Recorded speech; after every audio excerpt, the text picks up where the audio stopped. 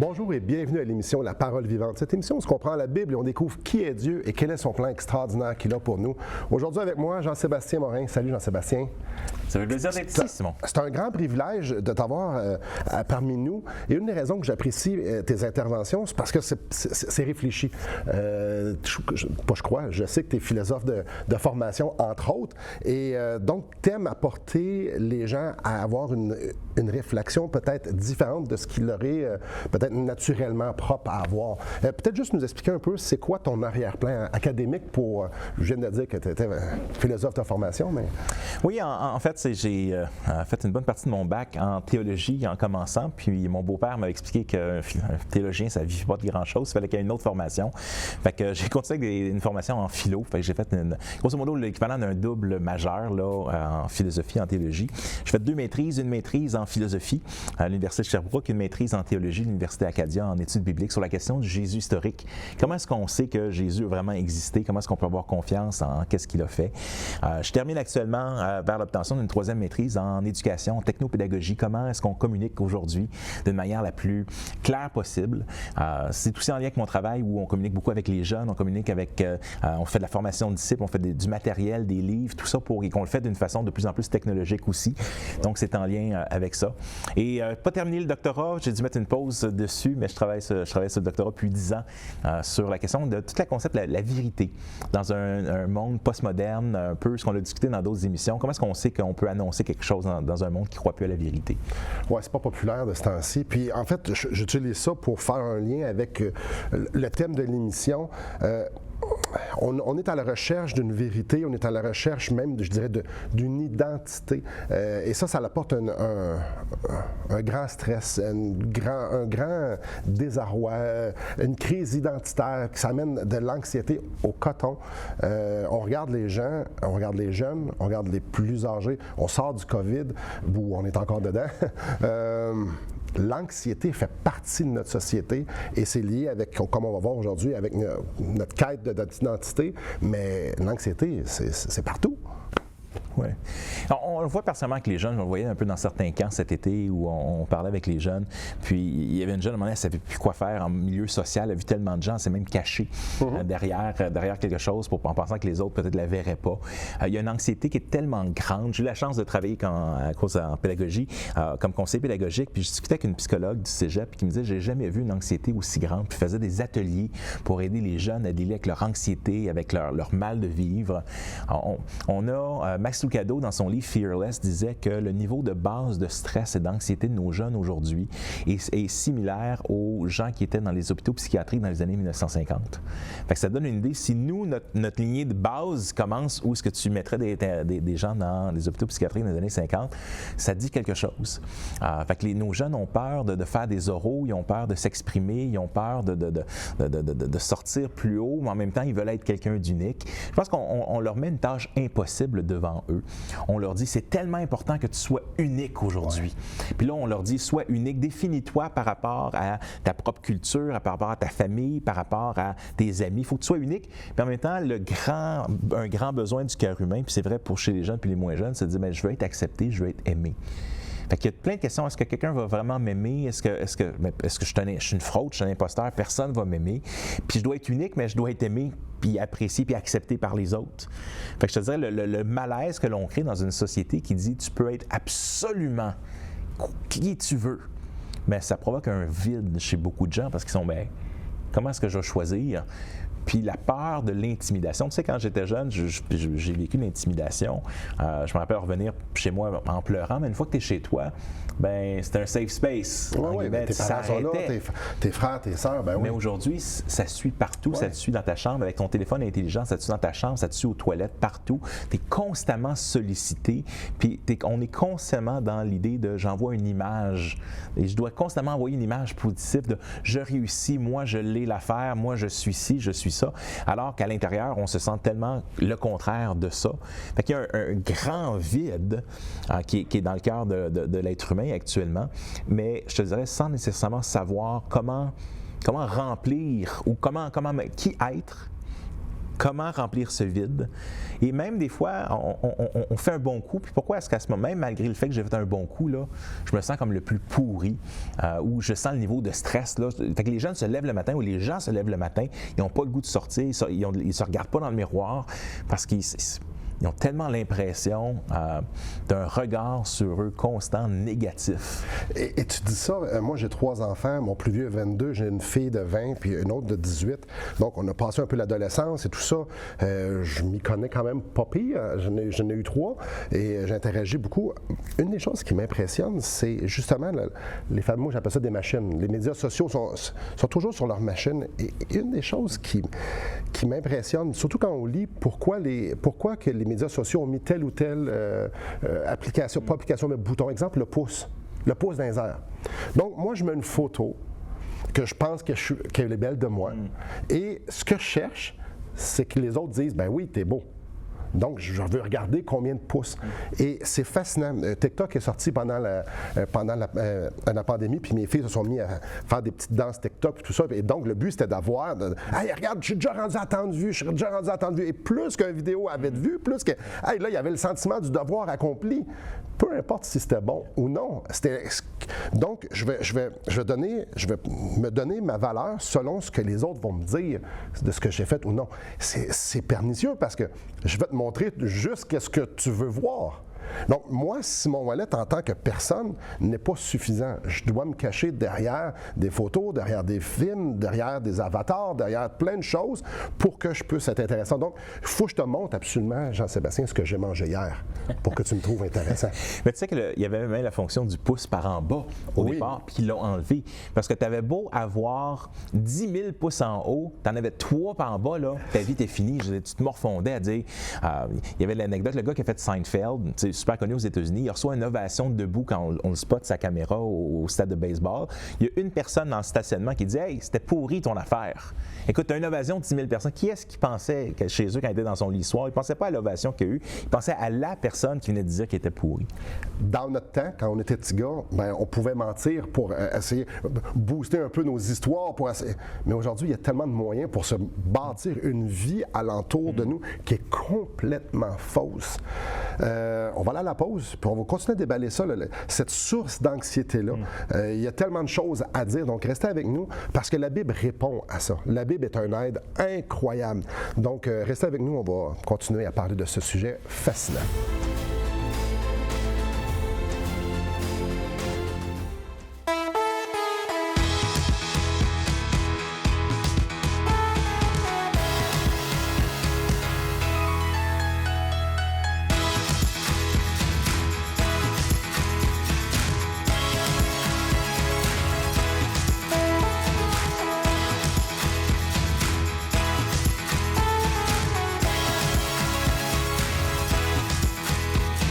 Pour en savoir plus, visitez radioespoir.ca. Bonjour à vous. Écoute, Jean-Sébastien, j'aimerais ça te donner un peu de vécu et mon expérience. Il y a quelques années, là, quand je dis quelques, c'est pas 20, c'est plus entre 3 et 5. On part en vacances avec ma famille, puis là, je prends des photos, puis j'aime prendre des photos. J'aime prendre des belles photos. Et puis là, je prenais des photos de mes enfants avec les montagnes en arrière, puis tout ça. Puis tout au long de la séance de photos, ce que j'avais en tête, c'était qu'elles étaient pour être sur Facebook. Donc, je voulais faire de belles photos pour pouvoir les mettre sur Facebook, ultimement pour que les gens puissent avoir le même avis que moi, me dire « Wow, t'es allé dans les montagnes avec tes enfants, c'est extraordinaire, puis je vais te donner un pouce, puis je vais te donner un petit cœur. » Mais ce qui est intéressant, c'est que la grande majorité des gens qui étaient pour interagir, je ne les connaissais pas. Mais c'est important. Donc là, je pensais de mettre une photo sur Facebook pour que des gens que je ne connaisse pas qui me disent « Hey, c'est vraiment beau où est-ce que tu es allé. » Ah, arc! Ça me fait penser, j'étais moi-même en voyage là, des dernières semaines. J'ai eu la chance d'aller en Colombie-Britannique, de me promener en Gaspésie. C'est pas de ma faute les trucs catastrophes qui sont arrivés une semaine après que je suis parti dans les 2 places. Là. Mais ce que je trouvais fascinant, j'étais seul. Ma femme, mes enfants étaient à la maison. Puis ça m'a fait vraiment réfléchir, de dire « Wow! » J'ai beau, effectivement, tu as les petites photos, tu vois des belles choses, tu peux dire hey, « j'ai voyagé ». Puis je suis venu au constat, c'est triste. je me sentais vraiment seul, de savoir que mon réseau de relations, les gens, c'est le fun de voyager avec quelqu'un parce que tu as des relations, tu es en interaction avec quelqu'un. Ouais. Mais toute cette idée-là, que tu te promènes à Tahiti, puis que tu prends une photo, puis c'est quoi la vraie vie, mais dans la réalité, les gens ne veulent pas vraiment ça. J'avais un directeur d'un autre organisme qui me partageait, il dit non, l'idée un peu romantique de voyager, ça s'arrête le moment où tu arrives dans l'avion. Oui. T'es pogné comme ça pendant une couple d'heures, là. Mais on veut projeter une image. Je pense que c'est ce que ça revient, hein? Puis en bout de ligne, ce qu'on veut vraiment, c'est les relations. Et ce qui me fascine, je parlais avec un jeune homme qui me parlait qui voulait avoir des conseils, point de vue, mariage futur ou conjointe, puis tout ça. Puis on parlait de la beauté. Puis lui, il me disait que c'était important que la fille soit belle. Puis je comprends, mais tu sais, toutes les vedettes, les vedettes qui ont des corps parfaits, écoute, leur vie, c'est d'investir dans leur corps. Je dis, pourquoi que les autres se trompent, puis qu'ils divorcent? Hey, c'est vrai, hein? Je dis, c'est parce que on a monté, on a surévalué l'apparence, puis il n'y a pas de connexion en arrière. Mais c'est bien plus important d'avoir la connexion que d'avoir une beauté. Quoique c'est le fun d'avoir une belle femme, c'est pas ça que je suis en train de dire. Je suis en train de dire qu'on est en train de mettre des emphases où ce qu'il n'y en a pas réellement. On met de l'importance à des gens, on les met en valeur. Exemple, les athlètes qui font des centaines de millions de dollars sur 10 ans, les autres, ils viennent de tomber importants. Et c'est eux autres qui viennent, c'est rendu les influenceurs d'une société de notre jeunesse. Pourtant, ben c'est peut-être vide en arrière. La personne, c'est peut-être un des pires pourris, on n'a aucune idée. Ça n'a plus d'importance. Donc, ce qu'on projette vient mettre la marque de ce qu'on est, mais en dedans, ça peut être complètement vide, complètement destructeur et laid même.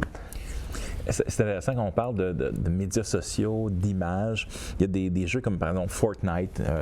Tout le monde a entendu parler de ça. Ce qui est intéressant, c'est un jeu gratuit. Oui. Mais c'est un des compagnies peut-être qui fait le plus d'argent dans le monde. Puis là, tu te dis, mais pourquoi? Comment ils font ça? Mais en fait, c'est que tu peux acheter des choses, mais ça ne change pas ton jeu. Tu ne peux pas être meilleur à cause de ça, mais tu changes ton habit, ton look. Une petite danse, quand tu gagnes, tu choisis tes musiques, tu fais une danse devant les autres. Et là, pourquoi? Pour être unique. Et ça, c'est une thématique qui revient un peu. Ils veulent se démarquer, ils veulent être quelqu'un devant, alors que tu joues devant des gens que tu ne connais pas de toute façon à chaque fois différemment.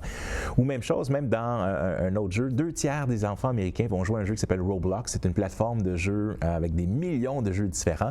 Mais tu as des compagnies comme Gucci, par exemple. Tu peux maintenant acheter des lunettes Gucci à des centaines de dollars de vrai argent pour que ton bonhomme se promène dans le monde avec ses lunettes Gucci devant les autres pour les impressionner. Toi, tu ne porteras jamais dans la vraie vie, là. Parce que ça n'a pas vraiment d'importance dans la vraie vie. Parce que dans la vraie vie, je suis dans ma chambre, puis je suis malheureux, puis je suis là. Mais mon bonhomme, lui, est heureux. Oui. Fait que c'est là de dire, wow, fait que la pression, aussi ce décalage-là, parce que tu ne passes pas toute ta vie dans ton sous-sol ou chez toi. Une bonne partie de notre vie est en interaction avec les autres. Fait qu'il y a vraiment, on a ce phénomène qu'on appelle le métaverse ou le méta-univers qui est de plus en plus parlé depuis quelques mois. L'idée qu'on va vivre de plus en plus dans ce monde parallèle où on va avoir une réalité augmentée, où tu peux porter des lunettes puis là, voir des choses tu peux changer ton apparence, des choses comme ça.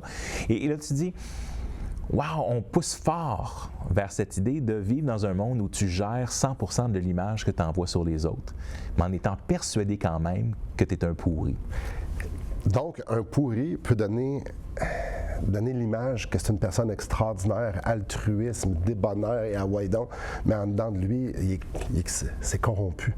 C'est spécial parce que ça, c'est hyper anxiogène. Puis c'est pas juste nous qui le disons, c'est partout. Il y a des recherches, des grands scientifiques qui ont dit non, mais ça, c'est anxiogène parce que ça te permet pas de vivre, un, dans le moment, deux, dans les relations.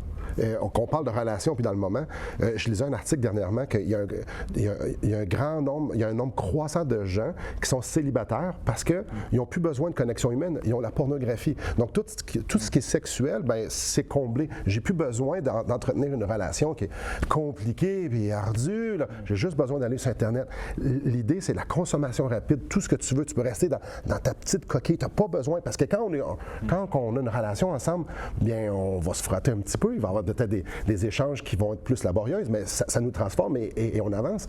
Mais là, ça, c'est hyper anxiogène parce que je m'isole et je présente quelqu'un que je ne suis pas et je me satisfais de ça.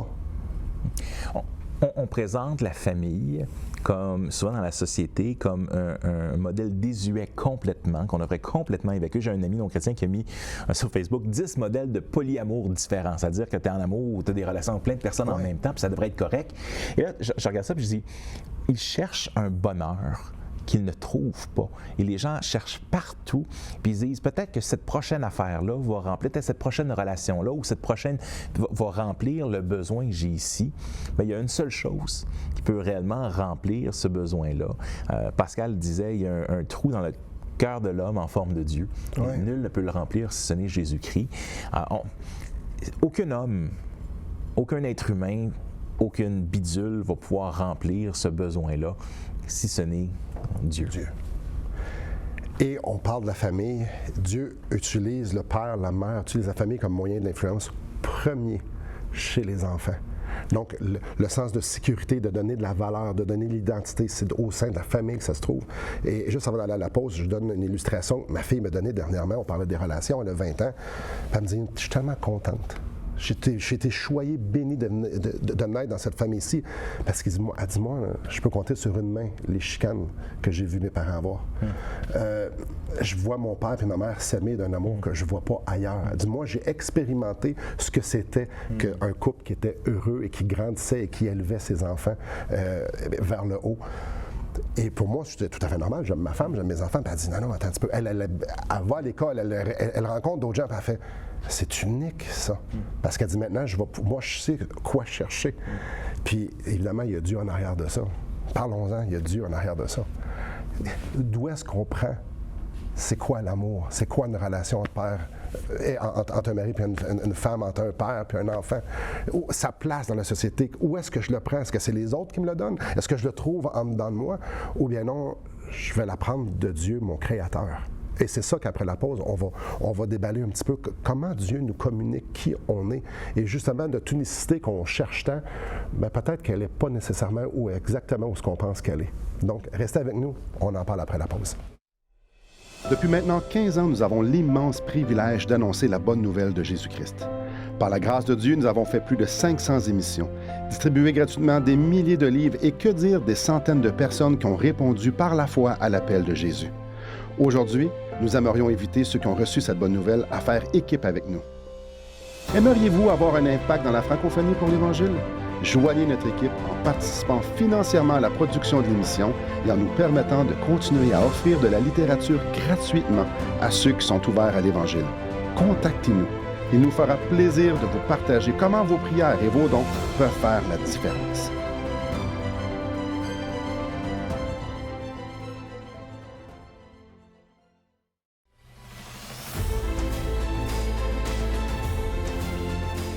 Bonjour à vous. Quel sujet hyper intéressant et pertinent lorsqu'on regarde les problèmes relationnels des enfants, lorsqu'on regarde la consommation d'antidépresseurs ou des anti-anxiogènes.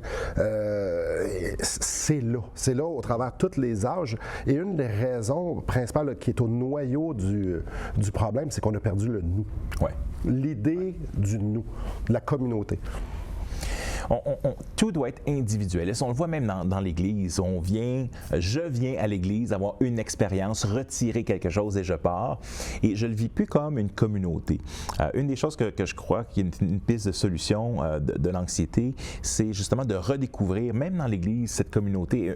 Ce fameux safe space que nos gens veulent trouver dans la société, mais c'est que tu ne te fais jamais remettre en question. Au contraire, un safe space, c'est d'être à une place où les gens vont t'aimer pour qui tu es et tel que tu es. Puis l'Église, c'est cette place-là. Ouais. Et je crois qu'on a besoin d'une place, autant dans l'Église et autant dans la famille, de développer un nous. De développer, nous les Morins, on a des choses, on aime jouer à certaines choses, on rit, on a nos insides, nos farces et tout ça.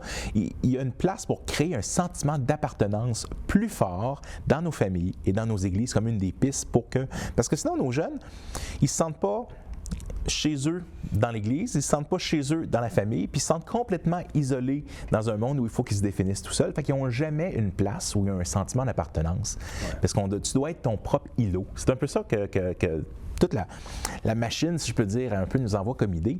Puis c'est tellement contraire. Combien il y a de commandements les uns les autres? La Bible nous parle toujours au nous en tant que chrétiens, puis nous, on le prend comme ma Bible, mon Église, ma vie avec Dieu, alors que non, il y a quelque chose dans le nous à redécouvrir. J'étais en voyage avec mon épouse, puis on est tombé sur un livre, 1000 questions. 1000 questions, on se dit, hey, à la table, ça va être intéressant, puis c'est des questions qu'on apprend à se connaître. Donc, on est autour de la table, et puis pose des questions, mais des questions, c'est quoi ton plus grand défaut? Des choses. Et puis, chez nous, on a vraiment voulu démontrer à nos enfants qu'on n'a rien à perdre d'enlever notre maquillage, puis la tapisserie, on peut être qui on est parce qu'on va s'aimer qui on est. Donc, on s'est ouvert et tout ça, puis ma sœur était là.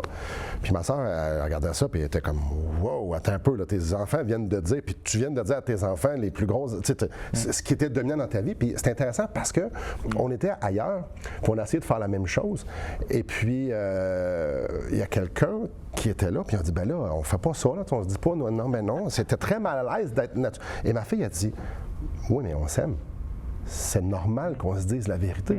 Je ne veux pas la garder pour moi, c'est qui je suis. Puis ça, c'est les gens avec qui m'aiment le plus. Donc, ils vont m'aimer avec ça, ils vont m'accompagner là-dedans, puis ils vont me faire avancer. Le nous vient définir qui je suis et vient faire en sorte que je peux être qui je suis et c'est correct comme ça. On est tous dans un processus de transformation. On est tous en train d'avancer. Et quand on part avec ça, ça nous enlève tellement la pression de vouloir performer, d'impressionner les autres. Non!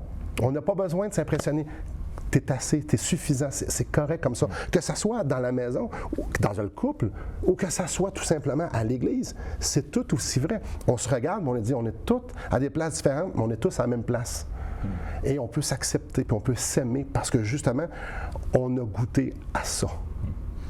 Je pense qu'un des défis dans ce que tu soulignes là, c'est que nos parents chrétiens ont gobé un mensonge. On le voit dans une nouvelle étude sur laquelle on travaille, qu'on ne devrait rien imposer à nos enfants, qu'on devrait complètement les laisser libres.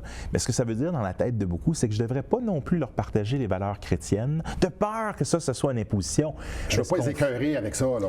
Une image que je donne parfois, c'est, on devrait peut-être, on ne doit tellement pas rien imposer à l'enfant, on devrait peut-être juste mettre notre enfant de 2 mois, là, on le laisse dans la forêt, là, comme Mowgli, on espérait qu'il va être élevé par des loups. Mais la réalité, c'est que si je dis, ben là, je vais attendre qu'il soit vieux pour voir ce qu'il va décider s'il veut parler le français ou l'anglais. Bien, ça ne fait pas de sens. On doit lui apprendre des choses, on doit lui donner un sens critique pour que plus tard, il soit capable de remettre peut-être les choses en question. Mais c'est pas imposer à quelqu'un que de lui apprendre la langue dans laquelle il va parler. C'est pas lui imposer quelque chose, c'est tout simplement on partage qui nous sommes. C'est une partie de qui on est. Quand on a un enfant, c'est des mini-nous, qui eux autres vont avoir des mini-nous aussi. Et dans ce sens-là, je pense qu'on fait une erreur profonde. On a tellement peur d'imposer des choses qu'on veut plus rien transmettre. On fait une équation. Donc, et c'est là que vient une grande source d'anxiété. Un petit peu. Ah oui, immense. Donc, c'est à nous, les parents, on parle de parents, aux grands-parents, aux grands frères, aux grandes sœurs, d'accompagner notre cercle d'influence pour que justement nous puissions être qui nous sommes et que dire, attends un petit peu, essaie pas de te définir à l'extérieur de nous. Ici, là, on est un clan qui s'aime comme on est, puis t'es suffisant. Puis peu importe ce que les pouces que les autres vont te mettre ou non, ça n'a aucune valeur réelle. La réelle valeur, c'est que dans 50 ans, là, quand je vais sur le bord de mon lit de mort, là, c'est toi qui vas être là. Puis c'est la chose la plus précieuse que j'ai, c'est toi. Donc, je veux que ma vie entière soit faite en sorte qu'on puisse grandir ensemble là-dedans, tel que nous sommes. Et pas essayer de pousser nos enfants à la performance, mais bien juste à être ce que Dieu dit qu'ils sont. Je donne un exemple. Ma fille me dit justement, elle me dit, hey, je suis contente là, à l'école, elle a quelques difficultés, puis elle me donne sa note. Je dis, hey, on n'est pas. Comme chez nous, là, les notes n'ont pas d'importance. Ce qui nous définit, ce n'est pas la note, c'est l'effort qu'on a mis. Peu importe la note. Je dis, mets-toi pas ce fardeau-là d'avoir une performance, d'avoir une note. Fais juste donner ton maximum. Et ça va être suffisant. Le Seigneur nous demande de servir les autres et d'accomplir tout ce qu'on a à accomplir comme pour le Seigneur. Fais-les pour lui. Puis après ça, c'est correct. On a un rôle incroyable à jouer dans justement l'identité des gens qui nous entourent. Mes chers amis, ça ne tombe pas du ciel. Il faut réaliser que je suis aimé de Dieu. Et puis il n'y a aucune condamnation qui sont pour moi parce que je suis en Christ. Christ les a portés. Ô combien c'est important. Je n'ai pas besoin de me mettre une façade. Dieu a sauvé quelqu'un qui était pécheur. Et les gens à côté de moi, là, c'est des pécheurs. Oh, combien ça facilite juste d'écouter ce que Dieu me dit à propos de moi, puis de l'accepter, puis de dire un instant, c'est ça que je vais présenter et c'est ça que je vais être. Disons que ça libère beaucoup l'anxiété. Donc, restez avec nous. Après la pause, on va justement continuer à regarder dans la Bible comment se libérer de ça, de ce fardeau-là, de l'anxiété, puis de trouver notre identité où il n'y en a pas vraiment. Restez avec nous.